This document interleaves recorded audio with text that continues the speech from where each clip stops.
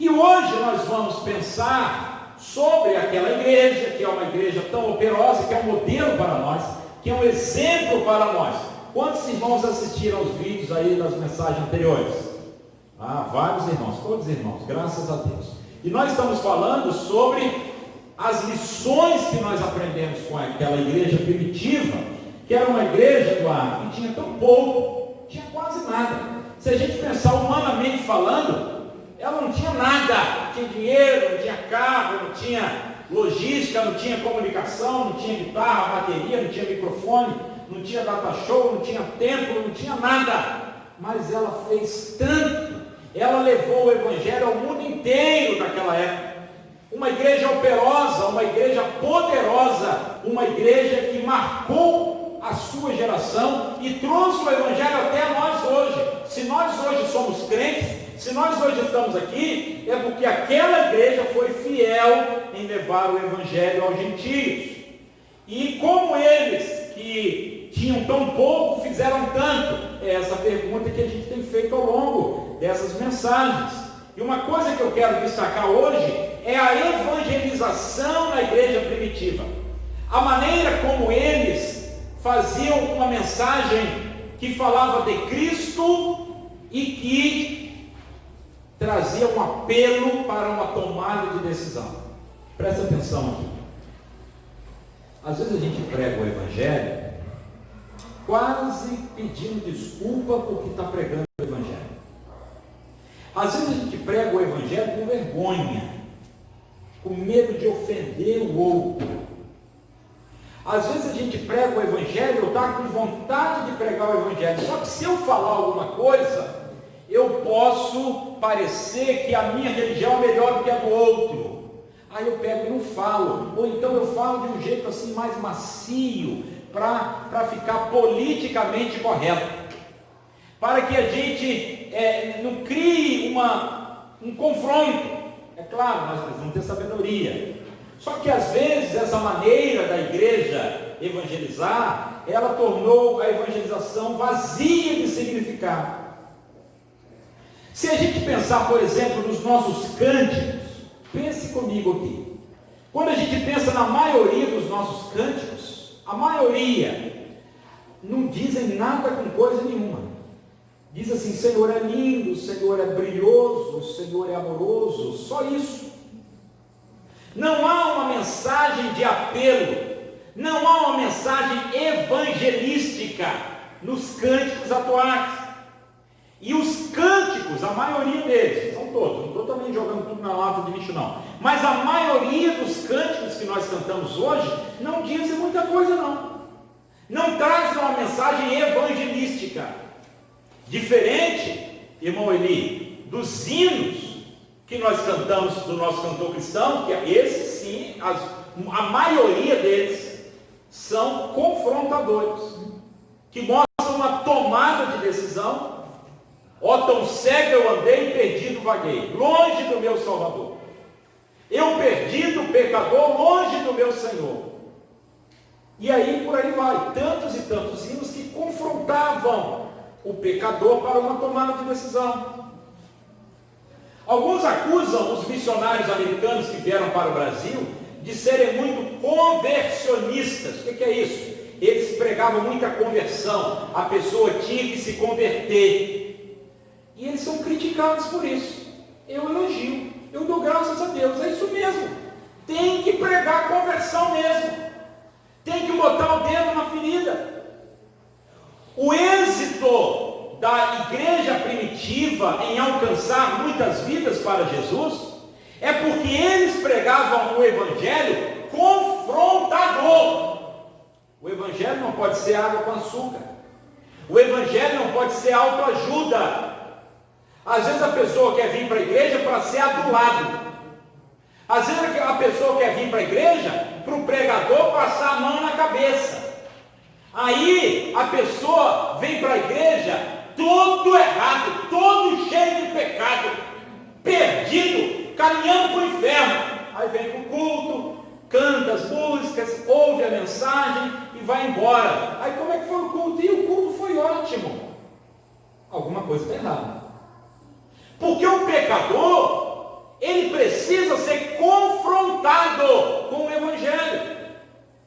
atenção, é claro que nós precisamos tratar bem as pessoas, ser amorosos, ser estratégicos, ser cordiais, tudo isso. Mas o pecador, ele tem que se sentir pressionado no culto. Ele precisa se sentir incomodado. Por quê? Porque o Espírito de Deus está trabalhando na vida dele, mostrando o seu pecado, mostrando a sua tragédia de vida. Às vezes, nós estamos assim muito à vontade. A gente prega assim o evangelho light, o evangelho tranquilo. E nós nos esquecemos de que as pessoas estão indo para onde? Para o inferno. Quando nós pregamos o evangelho, nós não queremos crescer a igreja, não é isso. Quando nós pregamos o evangelho, nós estamos atrás de gente que vai contribuir com a igreja. Não é isso não, não é isso não. Quando nós pregamos o evangelho, não é porque o nosso grupo vai crescer mais do que o outro, não é nada disso. Quando nós pregamos o evangelho, é porque nós sabemos que as pessoas estão indo para o inferno, e nós amamos essas pessoas e queremos resgatá-las da morte. E nós sabemos que se nós demorarmos, essas pessoas poderão estar perdidas por toda a eternidade. E é por isso que nós temos urgência, é por isso que nós fazemos a obra missionária, é por isso que nós como igreja pregamos o evangelho por onde andamos.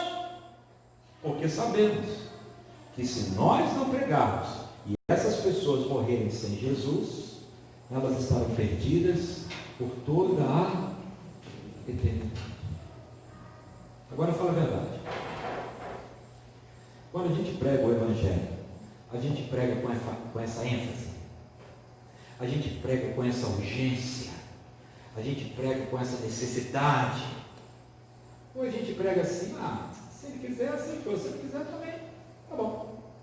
Tá bom não. Não tá bom não, porque se ele não aceitar e ele for para o inferno, e ele for sem Jesus, ele vai para o inferno. E ele nunca mais terá outra chance. Então nós precisamos pregar com essa ênfase, com essa paixão, com essa intrepidez, com essa coragem de quem anuncia o evangelho. Eu trouxe um videozinho. Isabela, coloca aquele videozinho, um videozinho de 30 segundos, você tem que prestar atenção. O menininho estava na janela de casa, vendo que o trem estava vindo, e o caminhão estava no meio da linha de trem, não sei se vocês viram isso. E aí, o menininho começa a gritar, moço, tira o caminhão daí, moço. E o menino chega a ficar desesperado, porque ele estava vendo o perigo que ia acontecer. Vê se dá certo aí, Isabela. No caminhão, moço! Ele tá vindo! Sai, moço! Sai! Sai, moço! Sai do caminhão! Sai! Sai, meu Deus! Ai, meu Deus!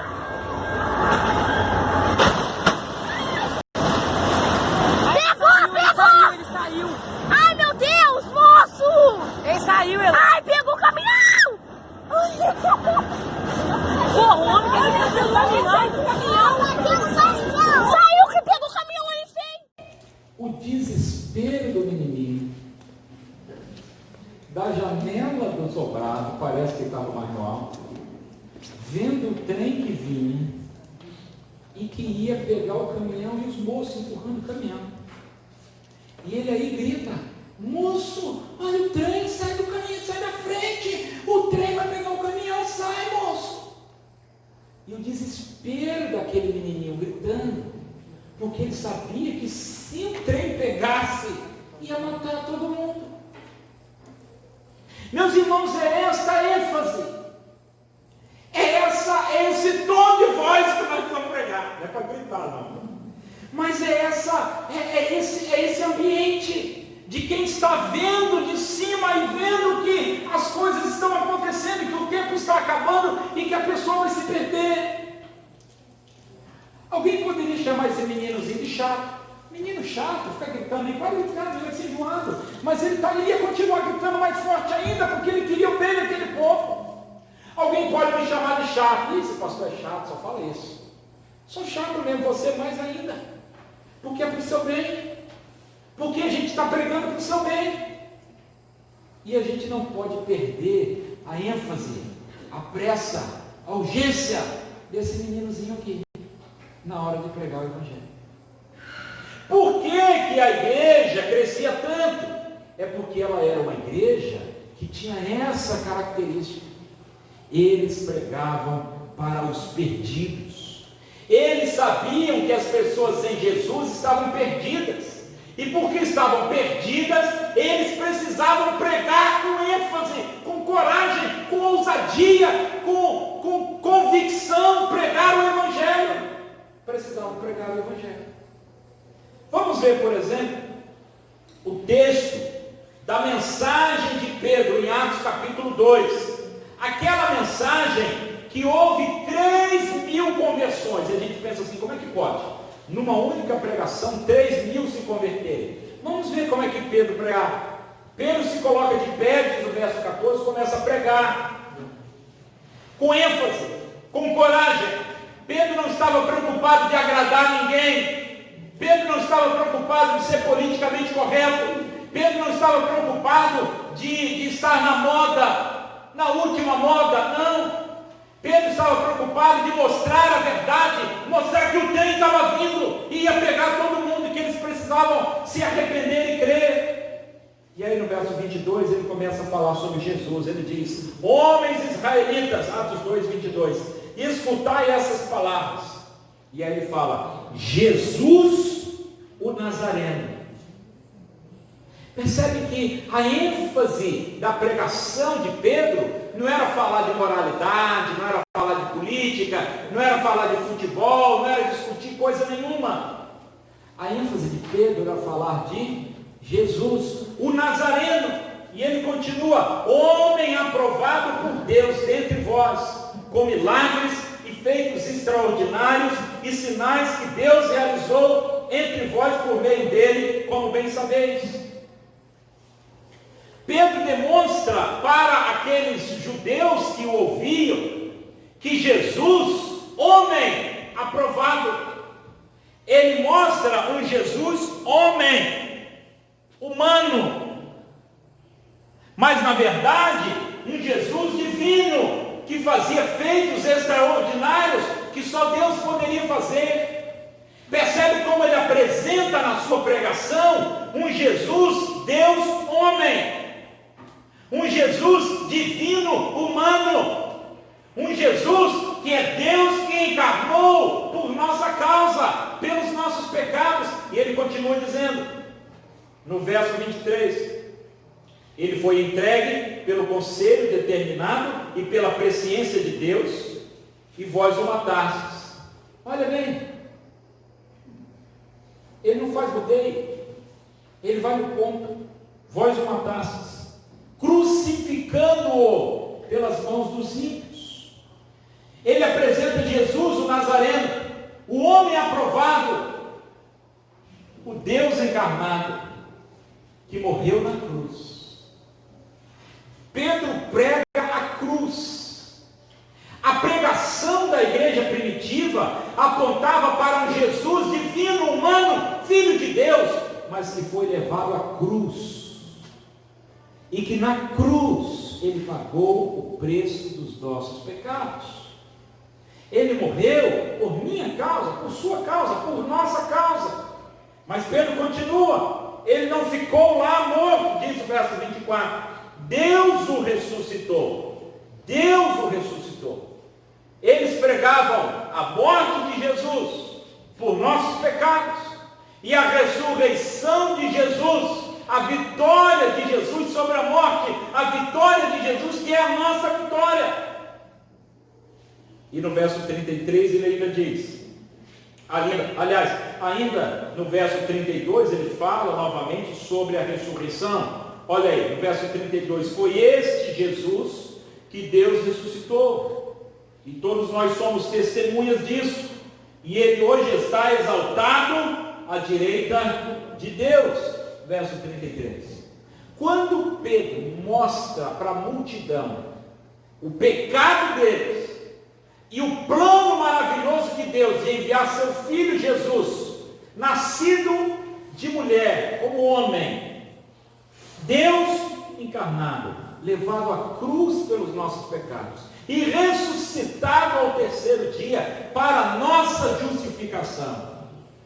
Quando Pedro prega com aquela ênfase do menininho ali, gritando, olha o que acontece no verso 37. Ao ouvirem isso, eles ficaram com um coração pesaroso. Como é que diz aquela tradução mais antiga, revista e corrigida, assim, compungiram-se em seus corações. Está aqui assim? Está aqui, ó. Compungiram-se em seu coração. Eles entenderam. É do jeito que aqueles homens saíram correndo quando viram para eles. Ouviram o que o menino estava dizendo. Quando Pedro prega, e prega Cristo, e prega com coragem, prega com ousadia, aqueles judeus ouviram, entenderam e ficaram com o coração pesado e disseram assim: e agora, irmãos? Verso 37 ainda. E agora, irmãos, o que faremos? O que faremos? Olha a pergunta: o que faremos? O que é que Pedro fala? Verso 38. Arrependei-vos e cada um de vós seja batizado em nome de Jesus Cristo para o perdão dos vossos pecados e recebereis o dom do Espírito Santo.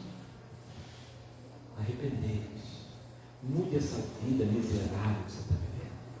Deixe esse pecado que você está enfiado nele até o pescoço. Mude a direção da sua vida. Essa mensagem é politicamente correta? Essa mensagem é ecumênica? Claro que não. É uma mensagem dura. Arrependa-se. Você está errado. Vocês estão indo na direção errada. Arrependa-se e seja batizado. Sabe qual foi a reação deles? Foram batizados quase 3.000 pessoas. Quase 3.000 pessoas. Se a gente observar no capítulo 3, olha um pouquinho mais à frente, os versos 12 aos versos 26, é o discurso de Pedro depois da cura daquele coxo. Mas ali também Pedro prega com ousadia, apontando o pecado, mostrando o erro, e falando de Jesus, que nasceu como homem, viveu, morreu na cruz por nossos pecados, ressuscitou ao terceiro dia e está à direita de Deus. E no verso 19, olha o verso 19 do capítulo 3, ele faz novamente o apelo. Ele diz assim: arrependei-vos, pois, e convertei-vos. Arrependa dessa vida ruim que você está vivendo e converta-se. Conversão, vocês sabem, é mudar de direção. É o camarada que está indo para lá, ele faz 180 graus, ele passa aí para cá. Muda a direção da sua vida. O que você está fazendo está errado. Pare com isso. Arrependa-se. Converta-se. É o apelo de Pedro em Atos 19. Para que os vossos pecados sejam apagados, de modo que da presença do Senhor venha um tempo de refrigério, e ele viu Cristo, que já foi predeterminado, Jesus. Olha como a mensagem de Pedro era uma mensagem de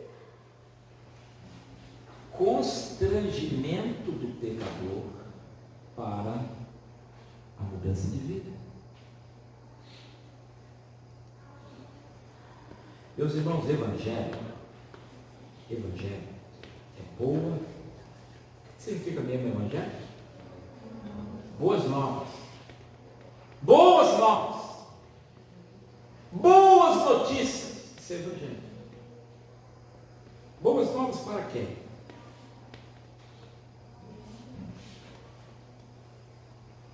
Boas novas? Foi quem que deu um texto hoje? Eu acho que foi de manhã, que deu o texto de Mateus. Aqueles que andavam nas trevas resplandeceu a luz. Foi hoje de manhã, foi você, Tatiana, que leu? Quem leu esse texto hoje? Foi de manhã? Alguém leu? Hã? Foi Creuza? Sobre aqueles que andavam na região da sombra da morte, resplandeceu a luz. A boa notícia é porque as pessoas que estão em trevas têm a oportunidade de ir para a luz.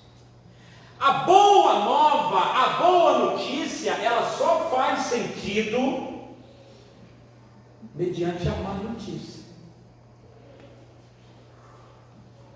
O problema é que às vezes a gente quer apresentar o evangelho, um evangelho meio água com açúcar, só a parte boa. Mas e a parte ruim? Não que o evangelho tenha a parte ruim, não é isso. Mas ele é uma resposta para a parte ruim. E é isso que Pedro fazia. Ele mostrava para a pessoa o pecado que ela estava. E o crente estava vindo. É como se eu dissesse assim, numa viagem de avião, o avião lá tranquilo, todo mundo tranquilo. Aí você dissesse assim, olha, fique tranquilo que o avião com 200 pessoas. Aí foi dizendo assim, ó, fique tranquilo que eu tenho 10 paraquedas aqui. Todo mundo vai rir, vai levar aquilo na brincadeira, né? Aí você diz assim, gente, eu esqueci de avisar, acabou a gasolina do avião. Acabou o querosene do avião. O avião vai cair. Dentro de 20 minutos esse avião vai esborrachar no chão. Mas eu tenho 10 paraquedas aqui. Você acha que vai ter mais interesse? Nós precisamos mostrar para as pessoas que elas estão numa rota, num caminho que até parece bom, mas o final é a morte. No final é aquilo que a gente viu aqui. Aqui não morreu ninguém não. Eu acho que no final os meninos saíram lá e tal. Só para ninguém ficar assustado com o vídeo. O que eu quis mostrar não foi o acidente, foi a preocupação do menino. A gente precisa mostrar para as pessoas que sem Jesus, está caminhando para o abismo, está caminhando para o precipício. Aí a gente diz, mas Jesus quer te salvar, mas salvar de quê? A pessoa não acha que ela não está perdida. Então é preciso nós mostrarmos, e é por isso que eu falo com tanta insistência, e é por isso que nós falamos aqui com tanta insistência, que é preciso se converter dos maus caminhos. Eu separei 44 textos sobre isso, não vou citar não. Mas todos eles falam da pregação do Evangelho. Todos eles falam das boas novas. Todos eles falam que a igreja pregava a palavra, pregava a Cristo. Pregar as boas novas é mostrar que há o perigo da condenação. E em seguida apontar o caminho da salvação. Pregar o Evangelho é pregar Cristo.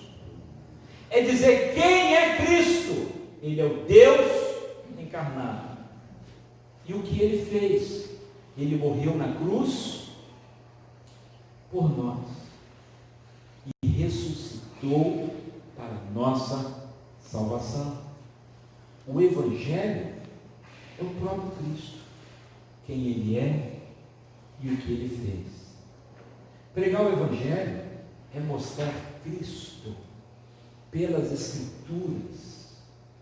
Mas é mostrar Cristo também pela minha própria vida, pelo meu testemunho.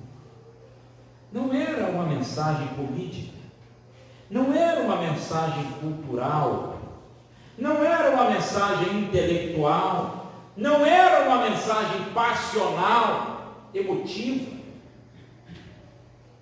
Presta atenção em mim aqui um pouquinho. Às vezes eu fico preocupado das pessoas crescerem na igreja. O pai é crente, a mãe é crente, ele cresce na igreja.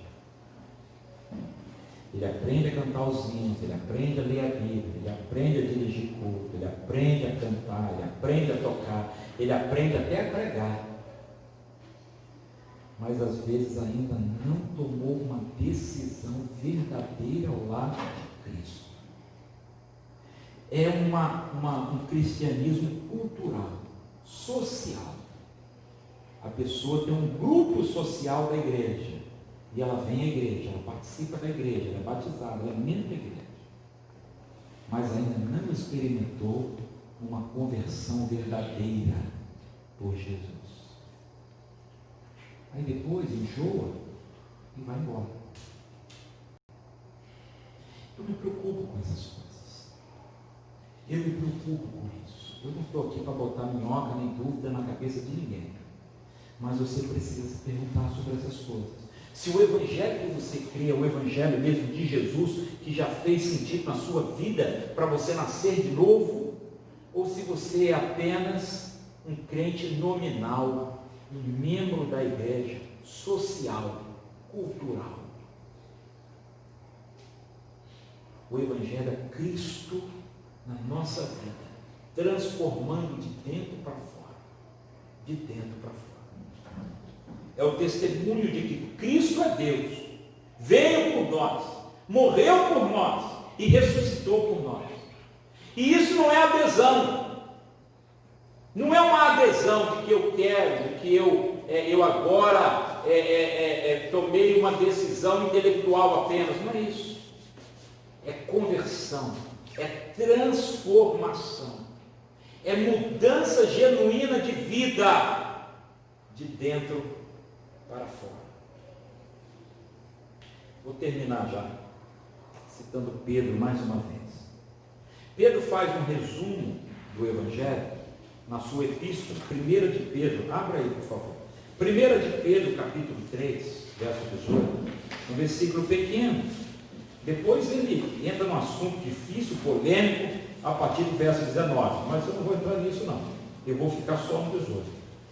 1 de Pedro, capítulo 3, versículo 18, é um resumo do Evangelho. Eu queria que você lesse com muita atenção. Porque também Cristo morreu uma vez pelos pecados, o justo pelos injustos, para levar-nos a Deus. Isso é o Evangelho. Vou ler de novo. Porque Cristo morreu uma vez, uma única vez pelos pecados, o justo pelos injustos, para levar-nos a Deus. Deixa eu destrinchar esse versículo aqui em 5 coisas. Primeiro, a morte de Jesus é real e histórica. Ele morreu. E ele morreu na cruz. Jesus morreu. Deus encarnou e o Deus homem encarnado morreu. Isso é fato. Isso é o Evangelho. Deus encarnou e esse Deus homem encarnado, Jesus, morreu. Segundo, essa morte de Jesus, esse sacrifício de Jesus é suficiente, é pleno, porque o texto diz, ele morreu uma única vez, de uma vez por todas. Lá no Antigo Testamento era necessário que cada culto, cada sacrifício, o sacerdote apresentasse um cordeirinho, um bezerro, um touro, uma oferta, e a cada vez que se pecasse, tinha que ir lá e levar outro cordeirinho, outra ovelha, outro boi, outro bezerro, para morrer de novo, um outro sacrifício. Mas o sacrifício de Jesus não, ele é suficiente, ele é pleno. Ele morreu uma única vez, de uma vez por todas. Mas o texto ainda diz que essa morte de Jesus, que foi histórica, que foi suficiente, de uma vez por todas, ela é também uma morte expiatória. Preste atenção, porque ele diz, ele morreu pelos pecados. Ele morreu para pagar pecados. Jesus morreu para pagar o preço do pecado. Quando Jesus morre, Jesus não tem pecados. Ele não merecia estar lá. Isaías 53, o profeta diz: Ele levou sobre si as nossas iniquidades e as nossas dores. Ele foi ferido por causa das nossas transgressões. Ele foi morto pelos nossos pecados. A morte de Jesus não foi um acidente. A morte de Jesus não foi um martírio. A morte de Jesus não foi uma vitória de Satanás que pegou Deus no contrapé e matou Jesus. Não, senhores. A morte de Jesus foi determinada, como Pedro disse lá em Atos 2, segundo a presciência de Deus. Jesus veio para morrer. Você sabe o que significa isso? Ele veio para morrer. E ele veio para pagar o preço dos nossos pecados. A morte de Jesus foi expiatória, mas foi também substitutiva. Porque ele diz: o justo pelos injustos. Quem é o justo aqui? Jesus. Quem são os injustos aqui? Ele morreu pelo pecado, mas não o pecado dele, que ele não tinha pecado. Ele morreu pelos nossos pecados, o justo pelos injustos, substitutivamente, em nosso lugar. Ele morreu para que nós não morrêssemos. Isso é o Evangelho. O Evangelho é dizer que Jesus morreu de uma vez por todas, morreu para pagar pecados, morreu em nosso lugar. E em quinto lugar, a morte de Cristo é redentora, é reconciliação. Ele diz assim: o justo pelos injustos, para quê? Para levar-nos a Deus. Por que é que Jesus morreu mesmo? Para nos levar a Deus, para nos salvar da condenação do inferno, para nos trazer de volta a comunhão com Deus. Era este evangelho pregado com coragem, com ousadia pela igreja primitiva, que fazia diferença para que aquela igreja avançasse. Aquele desespero do menino assim aqui: sai moço, o trem está vindo, sai moço. Eles pregavam assim: Jesus morreu, ele morreu por você, ele morreu para pagar o seu pecado, você não precisa levar essa culpa, entregue a sua vida a Jesus, arrependa-se, creia nele, ele quer te salvar. E nós não podemos perder esta mensagem. Nós não podemos perder a ênfase desta mensagem que prega Cristo e que Cristo é as boas novas da salvação para nós que estávamos perdidos, e muitos que ainda estão. E sabe de uma coisa? Não sou eu que vou convencer ninguém, mas é o Espírito de Deus que vai fazer a obra. A gente não vai ganhar ninguém na teimosia, na teima, mas quando a gente prega a verdade de Deus, a palavra de Deus, o Evangelho de Jesus, a gente deixa Jesus, o Espírito Santo, fazer a obra no coração de cada um. Meu desejo, meus irmãos, é que nós, como igreja, sejamos essa igreja que prega o Evangelho, sem negociar um milímetro, sem adoçar nada, sem ser politicamente correto, pregar a verdade de Deus.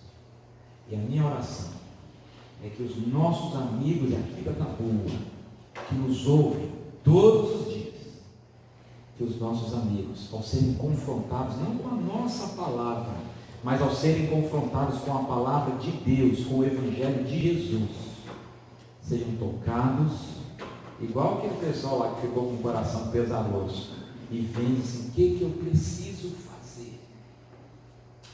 Arrependa-se, creia em Jesus, seja batizado, entregue a sua vida a Jesus.